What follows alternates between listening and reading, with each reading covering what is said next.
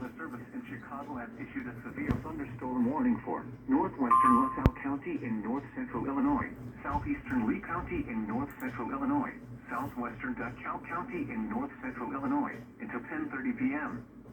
At 9:34 p.m., a severe thunderstorm was located near Longwell, or 8 miles south of Amboy, moving northeast at 35 miles per hour. Hazard, half-dollar-size hail. Source, radar indicated.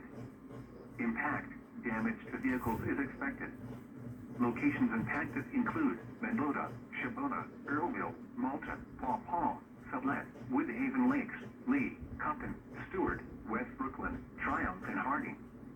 Including the following interstates: Interstate 39 between mile markers 67 and 95. Interstate 88 between mile markers 83 and 88. This includes Tri-County Fairgrounds.